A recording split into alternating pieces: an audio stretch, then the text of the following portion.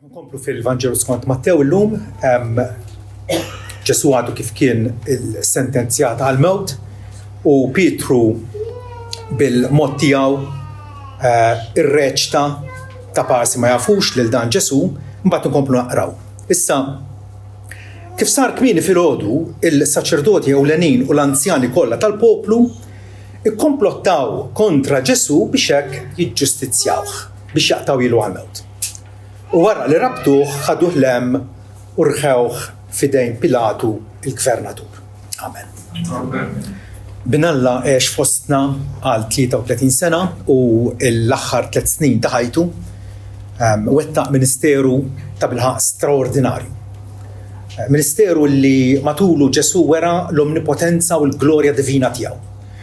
Permezz tal-mirakli kotrana tiegħu l-ewwel wieħed li jagħmel kien kif tafu sewwa ftieċ miżmum f'Kana tal-Galilja meta Ġesu qaleb l-ilma f'inbit. Il-wera illi kapaċi jagħti natura ġdida lill affarijiet anke lilna min-nies midimba kapaċi jagħmilna qaddisi. Beda juri l-glorja tiegħu anke fuq in-natura tempesta li kienet għaddejja fil-Baħar tal-Galilja. B'kelma waħda Ġesu rażżan l-irjieħ u l-imwieġ hekk li saret kalma kbira. U koll fuq il-forzi tad-dlam, fuq il-demonji Ġesu keċċihom b'kelma ta' seta. Qajjem il-mejtin lil-mara armla illi kienet qed tattendi l-funeral ta' bina stess.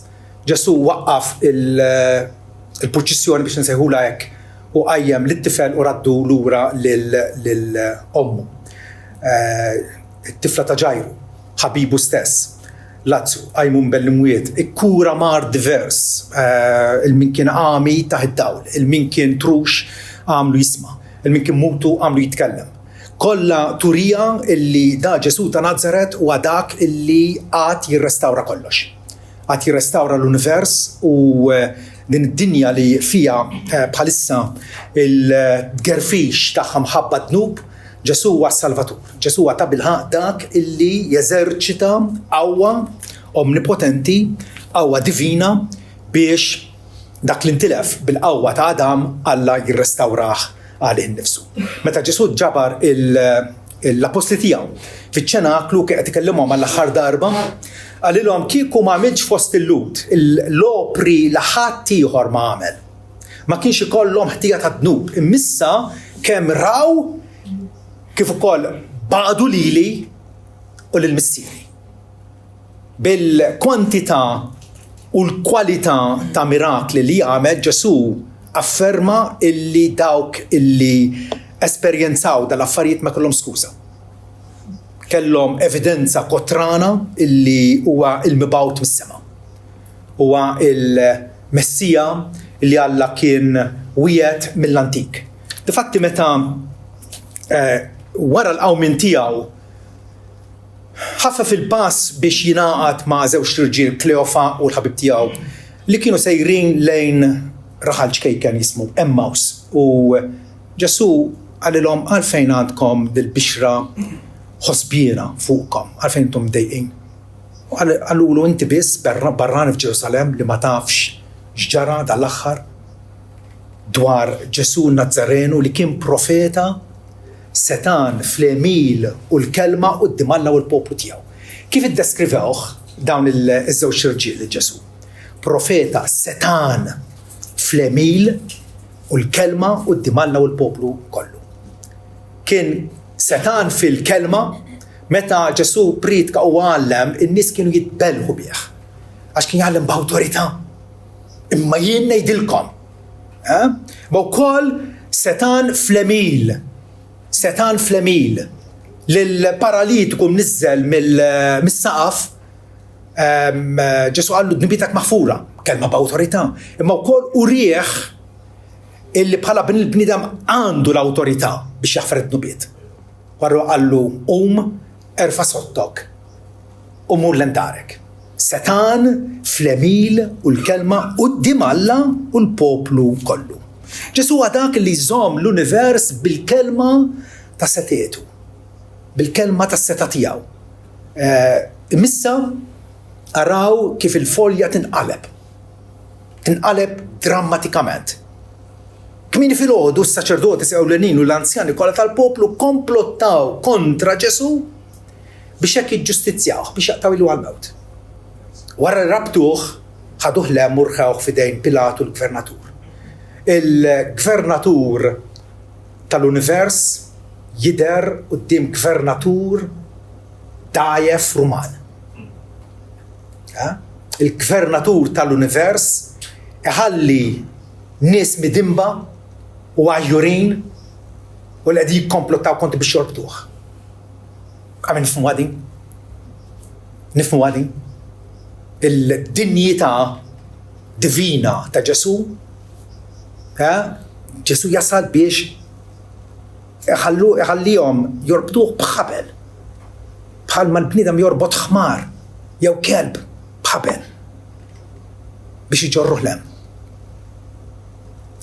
Hawnhekk għandna paradoss profond ħafna illi għalina bnedmin illi huwa naturali għalina nkunu vanaglorjużi u mkabbrin bina nfusna u naħsbu li aħna xi gran masri.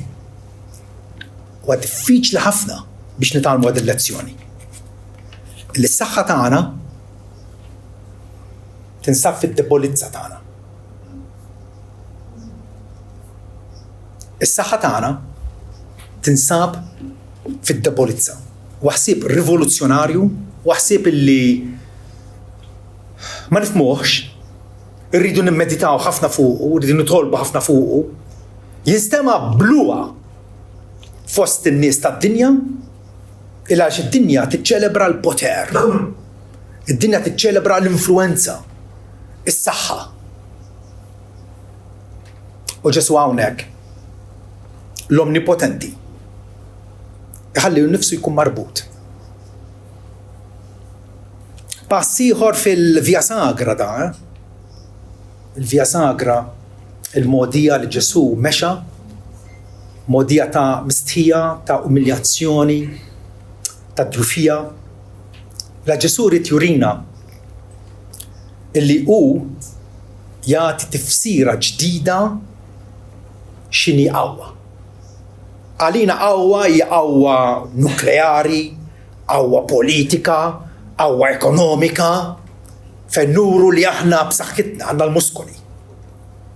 Għal Ġesu il-qawwa hija mhux fil-vitalità umana, mhux fl-enerġija tagħna, mhux fil-nkunu dominanti, jew naħsbu li aħna autosuffiċenti, illi m'għandna bżonn xejn u m'għandna bżonn lil ħadd.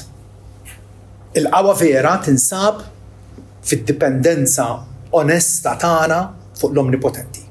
Li aħna ġenwinament u sinċerament niddependu fuq Alla l-imbierek, il-ħallieq tas-sema u l-ard. Salm 59 jesprimi eżattament xirrid waslilkom tal-għodu. Fejn jgħid, int kont it-torri tiegħi qed jgħidu lil Alla u r-refuġju f'jum id-dieqa tiegħi u qawwa tiegħi se nagħnilek tifħir għax Alla huwa t-torri tiegħi, Alla li jurini imħabba fidila. L-qawwa tagħna tinsab f'Alla l-imbierek. Id-djufija tagħna u rridu nammettu avolja ma tinżlinniex sonbordin. Il-Kristjan irid jasal biex jammetti illi fih innifsu huwa dajef, huwa qasba mġelġla, huwa ftila ta' musbieħ tnemnem illi ziffarieħ titfija. Id-djufija tagħna issir il-mezz, issir l-istrument biex il-grazzja u l-potenza ta' Alla jintweraw fil-beraħ. Jekk jien jidher li jiena b'saħħti, Alla mhux ħajużani. Mhux ħajużani. Alla juża ġarar tal-fuħħar. Ġarar tal-fuħħar li jekk inti accidentalment tolqota ħażin dik il-ġarra tinkiser. Għax hija dgħajfa. Għax hija dgħajfa. Alla juża id-ġufija tagħna biex jesibixxi il-glorja tiegħu mhux tagħna nfusna. Aħna jidrinna li aħna glorjużi. Mal-fattu li l-glorja tagħna hija marbuta ma' Ġesu Kristu is-Salvatur tagħna. Rridu nitalmu nkunu umli u dipendenti fuq il-mulej. Palma Ġesu hawnhekk qiegħed jirreaġixxi. Ġew biex jorbtuh ħalli joħduh għand Pilatu il-gvernatur, Ġesu ma rresistix. Għaliex? Għax kien qed jafda ruħu fidejn dak li għamel ħaq bis-sewwa. Kien qed jafda ruħu fidejn missier. Kif aktar tard minn fuq is-salib jitlob lill-Alla mulej fidejk jien nerħi ruħi jew jiena nikkommetti li nnifsi fidejk. Irridu nitalmu din lezzjoni ta' umiltà. Intom taħsbu li għalxejn Ġesu qalilna li jekk ma ssirux bħat-tfal ċkejknin b'ebda mod ma titlu fis-salt ta' smewiet. Ġesu qed joħodha kontra l-vina tagħna. L-umanità tagħna tgħidilna fit-texur li jekk innifsek qawwi, fit-texur li jekk nifsek maċċo, li kapaċi tirrendi, kapaċi tipproduċi, li fik l-istoffa. Frattant Ġesu jurina le. Jisu bħat-tfal ċkejknin biex titlu fis-salt ta' smewiet. Ftit jimilu kont għand uħti u għatli kif qegħdin hawnhekk għatli ħanġampel lil-Ġorġ tiegħi. Ħalli jiġi jarakom, għax ma jarakom, għed-diriwa. U nofsi wara ġie u kellu t-tifla tiegħu, tifla ta' 5 snin, Rea, għed-tifel, gustusa, kollha xara nokli hekk ġifieri, u jiena ritratt magħha ma għandix. U erfajta fuq ħoġri, qedtlu għamel lejdejk hekk fuqi biex nieħdu ritratt, ġifieri, u waqt li kienet fuqi, ħsibt ħalli ħaniksrilla xi għadma minnha, diraja daqshekk garagienu. Dajfa, fraġili. Ekk aħna. Nies illi fraġli, il-problema hi li ma nammettux il-fraġilità tagħna u d-djufija tagħna. U allura ma narfux għandna bżonn lill-Alla, rridu nirrifjutaw l-illużjoni tal-autosuffiċenza. Li taħseb li inti kapaċi tfendi għal rasek u kapaċi tirnexxi u kapaċi tasal fejn trid tasal u għandek il-pjanijiet tiegħek u ħadd ma jista' għalik. Dik hija illużjoni. Dik hija boqqa tas-sapun illi m'intix reali. Il-Bibja tgħallimna li aħna l-bnedmin trappu rmiet. M'aħna xejn. Il-qawwa tagħna niskopruha fid-djufija tagħna. Għax hemmhekk imbagħad Alla ikun kapaċi illi jusana. Din id-dipendenza allura tagħtina lok tagħmel il-wisa għal qawwa tagħha biex taħdem fina b'mod sħiħ. Id-djufija mhijiex difett. Aħna bħala bnedmin kif ħalaqna Alla, aħna dajfin minn nfusna. Għandna bżonn nieklu, għandna bżonn nixorbu, għandna bżonn naħaslu, għandna bżonn ħafna affarijiet. Għalhekk Alla ħalaq dinja li akkoljenti għalina, li tipprovdilna r-riżorsi tagħha. Għandna bżonn ħwejjeġ oħra, persuni oħra. U allura id-djufija meta narfuha mhijiex difett, imma aktarx tfakkarna fil-bżonn tagħna bħala bnedmin illi Alla bżonn jintervini fil-ħajja tagħna. Alla għandu bżonn isostnina bil-qawwa tiegħu. Pawlu l-Apostlu aħna kultant insemmuh bħala l-champion tal-fidi, tal-ġigant tal-fidi, vera li għamel eġubiet kbar, xandar il-Vanġelu, vjaġġa sifer kemm il-darba minn xi xadda, però innotaw Pawlu innifsu kif jiddeskrivi ħajtu, l-andament ta' ħajtu. Għal aħna tribulati b'kull mod, imma mhux mafġin, imħawdin, iżda mhux niddispraw. Din l-esperjenza tagħna. Il-problema aħna ma nammettuhiex illi nitħawdu, ninfixlu. Ikollna ħafna mistoqsijiet, dubji fina, però nilagħbuha bħalli kieku kollu sew. Pawlu qal aħna imħawdin, imma mhux niddispraw, persegwitati imma mhux abbandonati, mixħutin mal-art li literalment mixħut mal-art. Kemm il-darba affrontawh u ikkalpestawh u xaħtulu l-ġebel. Mixħutin mal-art, imma mhux meqrudin. dejjem inġorru f'ġisimna l-mewt ta' Ġesu. Kif jiddeskrivi nnifsu b'lingwaġġ li aħna qisu qed titkellem biċ-Ċiniż għalina. Il-Knisja kontemporanja, il-Knisja tal-lum, mhux hekk tiddeskrivi nfisha. Speċjalment bl-influenza tal-moviment karizmatiku pentekostali, illi għati l-impressjoni li l-Knisja hija ħadd ma jista' nagħmlu dal-marċijiet u ejja. Pawl qal aħna nġorru f'ġisimna l-mewt ta' Ġesu sabiex il-ħajja ta' Ġesu ukoll tkun manifestata jew tkun murija f'ġisimna. Għax aħna l-ħajjin dejjem qed inkunu merħjin għall-mewt minħabba Ġesu. Sabiex il-ħajja ta' Ġesu ukoll tkun manifestata fil-laħam mortali tagħna.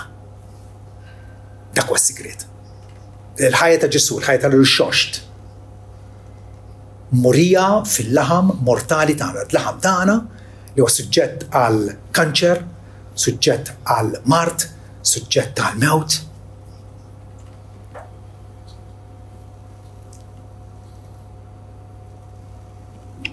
Il-qawwa tagħna nsibuha fid-djufija. Għaliex meta jiġri hekk nkunu kapaċi nissimpatizzaw u nuru kumpassjoni ma' ħadd ieħor. Meta ninżlu fil-livell fejn jixirqilna nkunu aktar mill-dak it-torru tal-avorju illi nibnu għalina nfusna. Dik l-esperjenza ta' ġufija għax nara fina dajef għal modrija għal dawk li qegħdin ibatu. Għajnek jinfetħu. Issir realist illi miegħek madwarek quddiemek warajk ma' ġembek. Hemm nies li bħalek huma dajfa għandhom bżonn is-sosten. Għandhom bżonn il-simpatija tiegħek, għandhom bżonn l-għajnuna tiegħek għax huma vulnerabbli bħalek.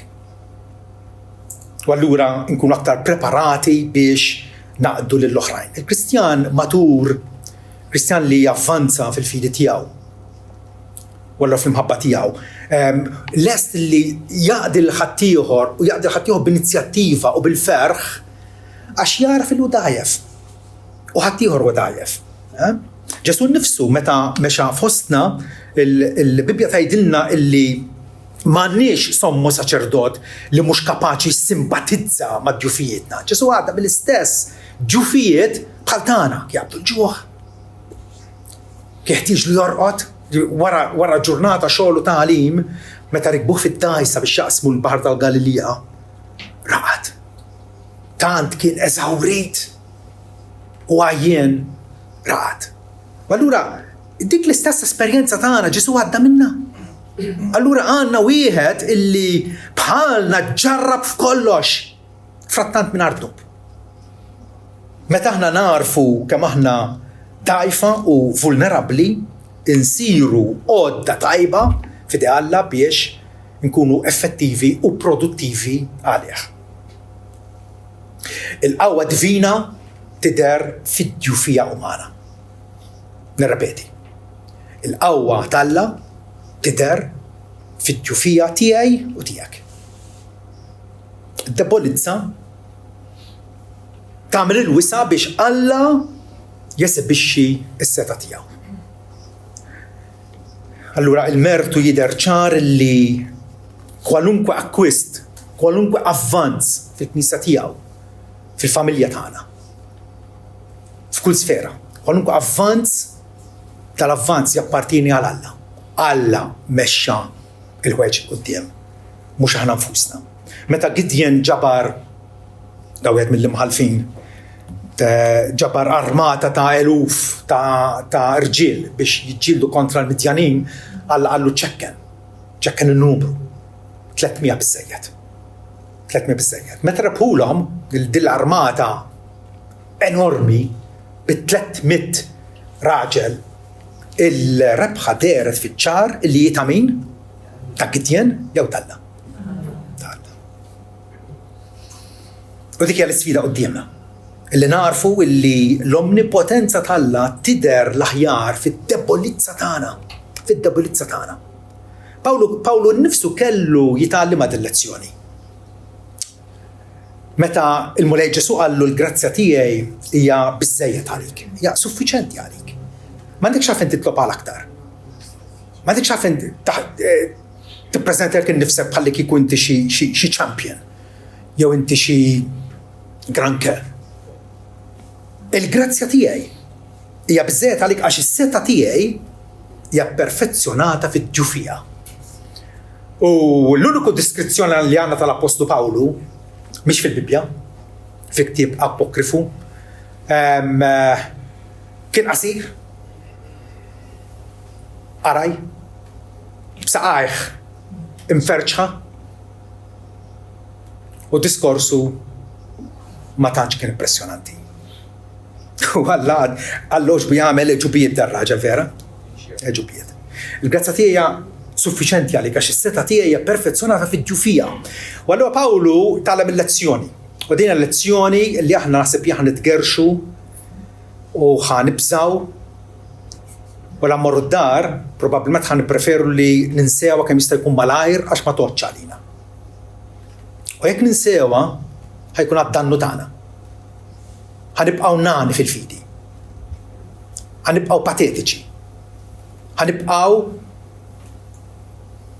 ikkakmati fejn aħna. Pawlu meta il-Mulej Ġesu qallu is-seta tiegħi tintwera fin-nuqqas ta' saħtek. Għalhekk taħdik ix-xewka f'ġismu kienet xi marda jew xi ġufija fiżika min iħobb li jkollu xi diżabilità. Min? Ħadd minna. Imma meta l-Mulej jagħtihilek hemm bżonn tagħmel xi ħaġa dwarha. Kif ħadd irreaġixxi għalija? Pawlu araw kif irreaġixxa. Il-lezzjoni ħada u ħada bil-kbir. Qal mela bl-akbar gost se niftaħar aktarx bid-ġufijieti. Fejn huma n-nies li jiftaħru bid-ġufijietom? B'mod ta' reċtar, issib min jagħmel hekk, b'mod ta' reċtar. Tifhem. Imma Pawlu qal bl-akbar gost niftaħar aktarx bid-ġufijiet issa biex is-seta ta' Kristu tagħmmar fuqi. Konsegwentament, nitaxxa bid-ġufijiet. Nitaxxa bid-ġufijiet. Tħossu għad tobrox kontra l-Spiritu tagħkom din? Għax naħseb sissa aħna l-attitudni tagħna għad-ġufijiet tagħna hija li jufxi dwejjaq. Aj mama, ma baqal jiena nitaxxa bid-ġufijiet bl-insulti. Meta tkun barra bil-toffi l-kodba Kristjani lin-nies għaddejjin u jkun hemm xi mara tajrek jew tinsultak jew tiddieħaq bik. X'għandha tkun ir-reazzjoni tagħna? Nitaxxa. Alla qed jurik kemm inti dgħajjef u bix-xejn tiegħek se javvanza s-saltna tiegħu. Bix-xejn tiegħu. Nitaxxa bid-ġufijiet, bl-insulti, bil-privazzjonijiet. X'huma privazzjoni? Nuqqasijiet. Aħna rridu nixtieqek. Dejjem bil-bu għal affarijiet. Le. Nista' ngħaddi bil-maġġor parti tal-affarijiet mingħajrhom. Bil-persekuzzjonijiet niftaħar, bid-diffikultajiet. Aħna niskansaw mid-diffikultajiet vera, niskansawhom. Però meta Alla jibgħathom fit-triq dak id-diffikultajiet u l-ostakli u tfixkil illi ma jogħġbokx. Pawlu qal jiena nitaxxa fihom dal-affarijiet għax meta jintgħajjef imbagħad jinsetan. Wow.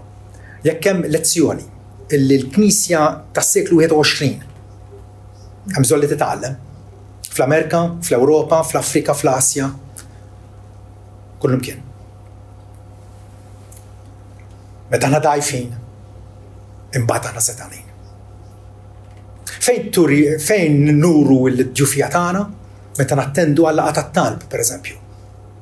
Għax hemmhekk qegħdin nuru u qegħdin ngħidulu lill-Alla Mulej, aħna m'aħniex kapaċi, mingħajrek, mingħajr barka tiegħek, mingħajr sosten tiegħek, m'aħniex kapaċi. Kif kapaċi nirbħu pajjiżna bl-Evanġelju meta hawn tant resistenza, tant fortizzi jeqqel minn Sant'Angelo, San Michele u Sant'Elmo.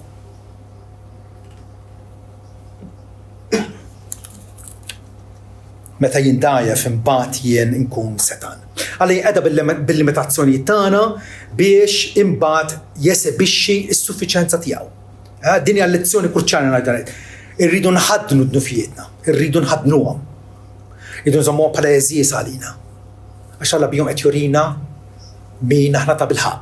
Dajfin. Hemmx kemm oħra. Dajfin. Irridu nistmawhom allura bħala opportunitajiet biex Alla juri s-seta divina permezz tagħna. Dinja fl-ekonomija tal-Alla kif Alla jaħdem magħna il-vera qawwa hija żvelata hija murija fit-tjufija. L-aħjar prova ta' dan ħajdu intom l-aħjar prova kif Alla jaħdem bid-tjufija is-salib.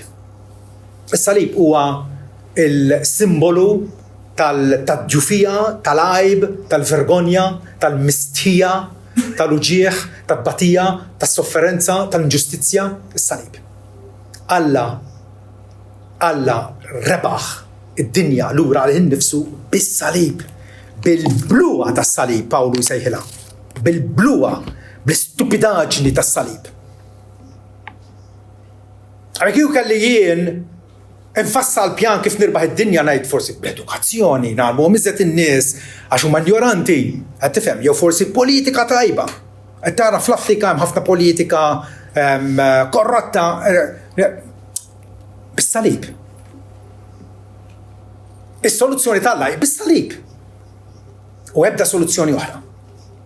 Fl-ewwel Korintin kapitlu 1 vers 18 Pawlu qed il-kelma tas-salib hija bluwa għal dawk li qed jintilfu. U jien esperjenzawha, vera? Meta ikun l-opportunità naqsmu l-Vanġel ma' ħadd ieħor, l-ewwel reazzjoni tagħhom x'ha tkun?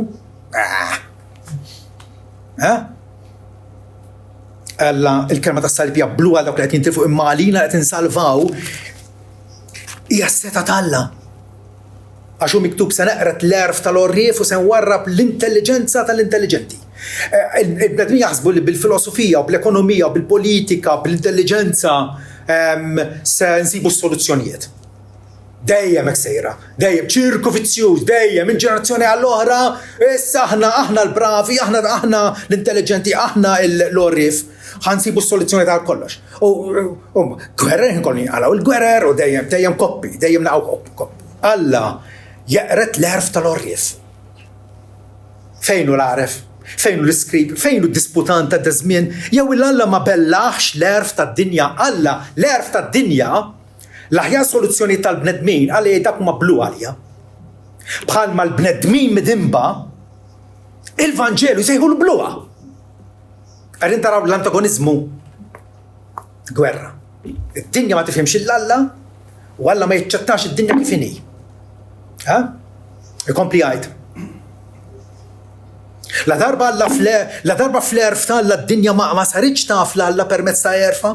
Ġob l-Alla li salva dawk li jemnu bxiex. Bl-erf tagħhom, bil-qawwa tagħhom, bil-opri tajba tagħhom. Bxiex ħajsalvana? Bil-bluwa tal-predikazzjoni.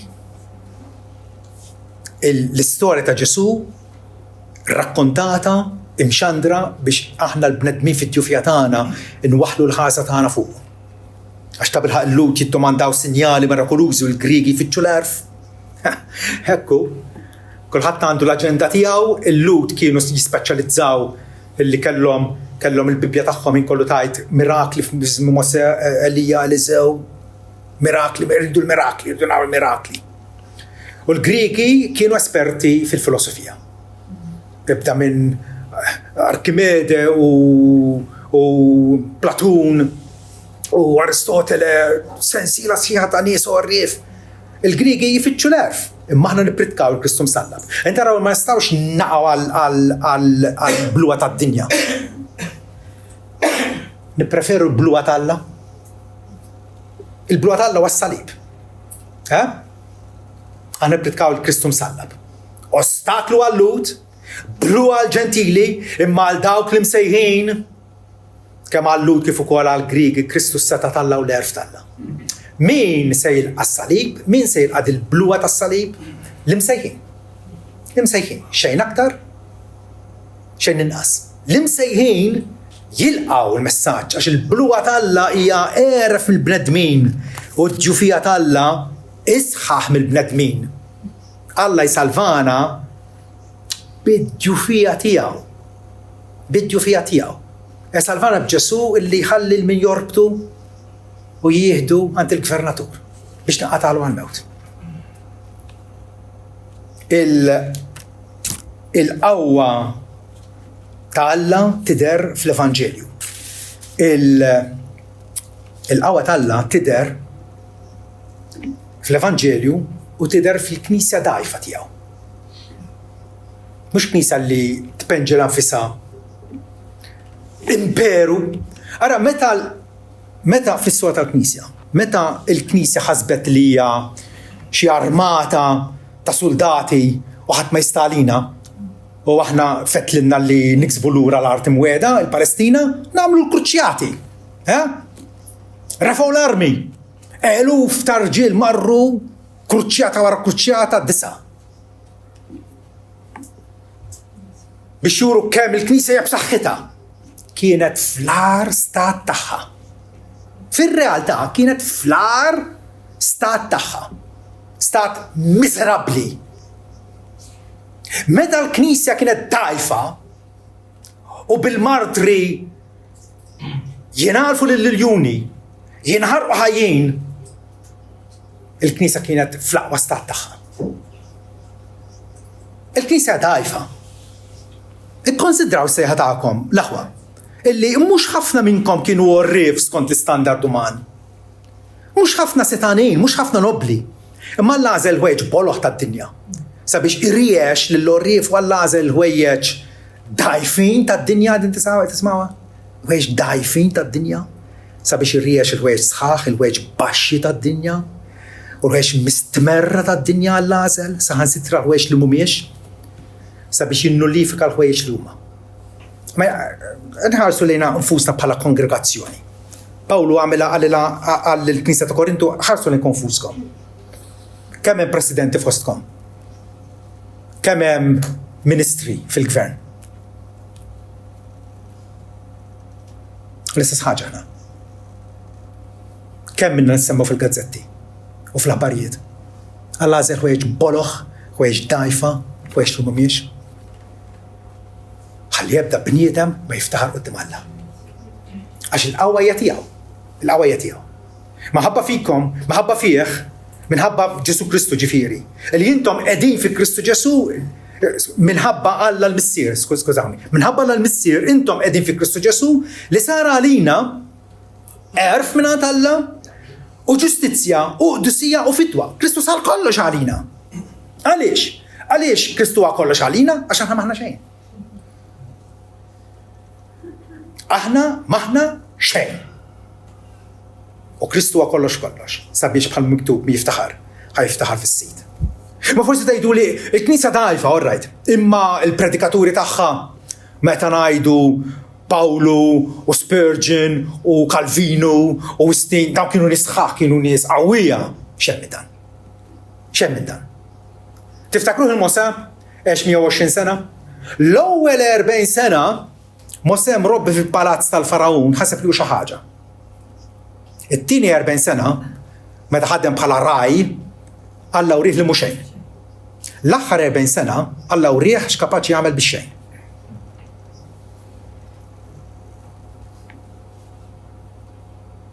Mosè, Ġeremija, Alla seħlu Ġeremija kien għadu żagħżugħ. Ġeremija tkaxkex. Allu għadni żagħżugħ, għallu tgħidx għadek żagħżugħ.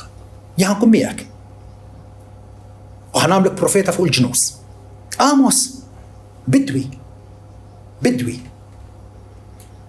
Pietru, Indri, Ġabbu, Ġwanni, sajjeda.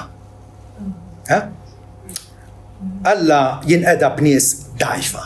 Regolarment jinqeda b'nies dgħajfa. Fil-Ministeru tiegħu Pawlu kien dgħajef. Aħna ħasbu li kien xi aljen illi għandu xi qawwa straordinarja. U llum tkun skandlu jekk tisma' xi predikatur jgħid illi iħossu dajjef, iħossu mistħi, iħossu mgerrex, intimidat. Għax aħna ngħidu m'intix kapaċi inti. Postak fuq il-pulptu. Ma Pawlu qal, meta ġejt għandkom l-aħwa, jien ma ġejtx innidilkom il-misterju tal-Alla b'superjorità ta' diskors jew ta' erf.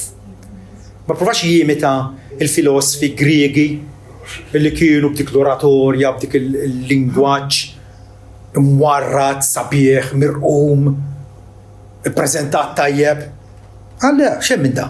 Jiena determinajt li ma nkun naf ebda ħaġa fostkom ħlief il-Ġesu Kristu u lilu msallab. U jien kont magħkom, isimgħu xi qrara din, kont magħkom bid-djufija u bil-biża u b'ħafna trejt. Pawlu qed jgħid meta wasalt Korintu dil-belt immorali, qabadni panic attack. Kemm nisimgħu predikaturi jew ħaddiema Kristjani jammettu id-djufija tagħhom. Ġejt fostkom b'ħafna trejt u l-messaġġ u l-predikazzjoni tiegħi ma kinux bi kliem persważiv ta' erf. Ma pruvax jimmanipula lil bniedem kif jagħmlu hija xi ħaġa regolari u popolari llum. Jinfluwenzalek moħħok bit-tattika, bil-psikoloġija. Le, imma qal il-predikazzjoni tiegħi kienet f'wirja tal-Ispiritu u tas-seta. Kienet wirja tal-Ispiritu Santu. Tas-seta tagħna sabiex il-fidi tagħkom ma tkunx imserħa fuq l-erf tal-bnedmin, imma fuq is-seta tagħna. Il-fidi tagħna hija dgħajfa, bħalma aħna nfusna dgħajfin, imma mserħa fuq is-seta tagħna u dik li tagħmel il-differenza kollox vera. Mela, il-Knisja hija wkoll dgħajfa, ma nistgħu nieħdu ebda krettu personali għal kwalunkwe avvanz la fina nfusna fil-dusija tagħna u lanqas avvanz numeriku fil-knejjes tagħna. Irridu insiru orrif billi narfu dak li Alla qal il-Ġeremija darba. Hekk jgħid il-Mulej. Ħa ma jiftaħarx l-għaref bl-erf tiegħu. Lanqas il-qawwi bil-qawwa tiegħu. Kif qed ngħidu? Il-bnedem mhuwiex qawwi. Jekk inti tgħid li inti qawwi qed tgħix f'babil. U lanqas lani m'għandu jiftaħar bil-ġid tiegħu. Imma min irid jiftaħar b'dan? Li hu jifhem u jaf lili.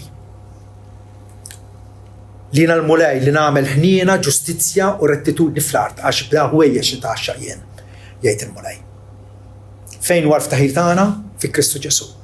Il-permess tiegħu il-medjatur uniku li Alla tagħna narfu lil Alla. Narfu lil Alla.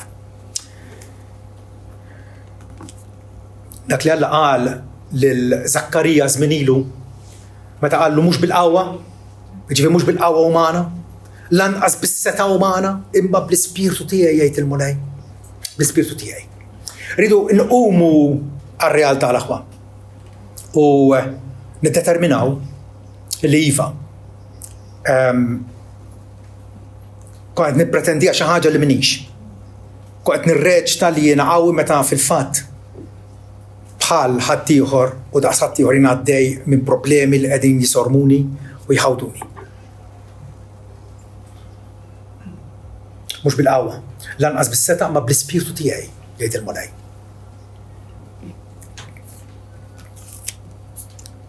Kultant aħna naħsbu li jekk jikkonverti dak il-football player x'nagħmlu bih kieku, nagħmlu idolu bih, vera idolu.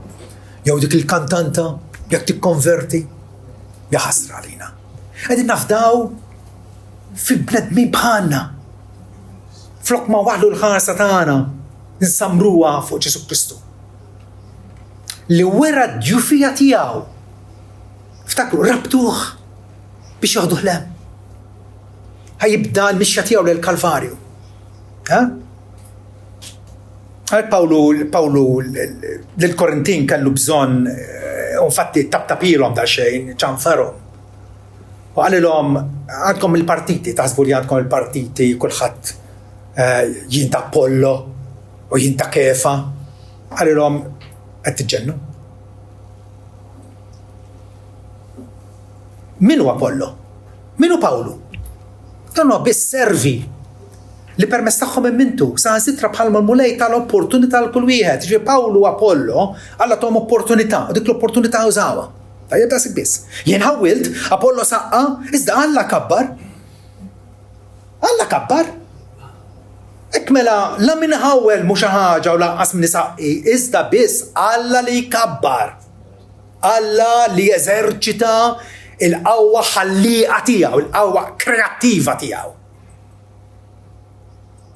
Illi dak li kun iweldu mill-ġdid, jikkonvert idħawru lejh. Ma nistax nagħmilha jiena.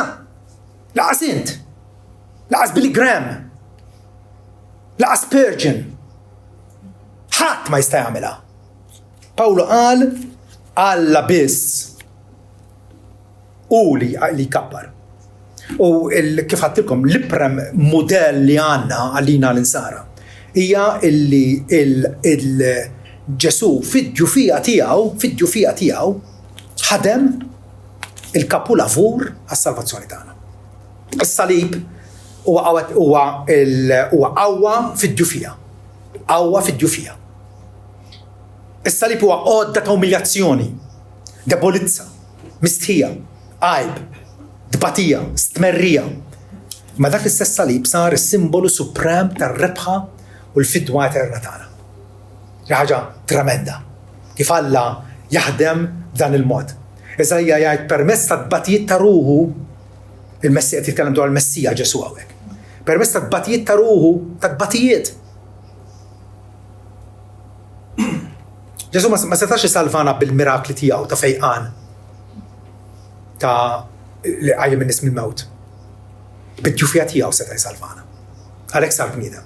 Permezz ta' dbatijiet ta' ruħu u jara jkun sodisfat bl-għarfien tiegħu il-qaddej, il-ġust tiegħi, jiġġustifika lil ħafna għax jerfa l-ħtijiet tagħhom. Ġesu bid-ġufija tiegħu ħalla lil min jikkalpestaħ u jirridikolah u għabbew is-salib u samur mas-salib.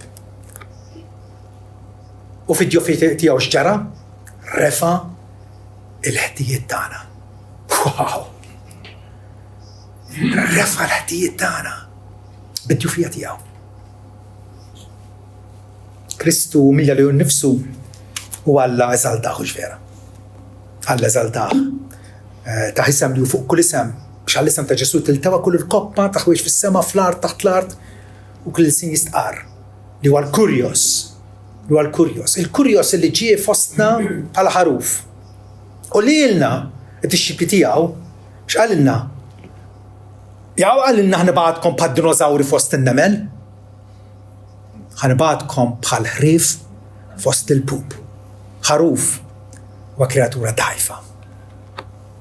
Hemm il-minaċċi, hemm il-teddid, hemm il-perikli, hemm ir-riskji. Ħaruf, ħrief fost il-pub. Ġesu għadda minn dil-modija u jrid lilna wkoll ngħaddu mill-istess modija. Ma nitkellmu dwar il-Via Sagra. Il-Via Sagra mhux tagħmel 14 stazzjon. Il-Via Sagra hija ħajjitna. Il-ħajja tal-Vanġelu, il-ħajja ta' min hemm l-Vanġelju, irid jimxi f'dil-Via Sagra bħalma Ġesu għamel l-aħjar u l-ola u l-aqwa xogħol tiegħu fid-ġufijietu. Ekku koll rrid li nagħmlu. Dixxipli tiegħu. Li numiljaw nafusna narfu d-ġufija tagħna biex imbagħtu wkoll jigglorifikana. Pawlu talab għall-insara ta' żmienu qal għal dalan nitolbu wkoll dejjem għalikom sabiex Alla tagħna jgħodkom bħala deni tas-sejħa tiegħu.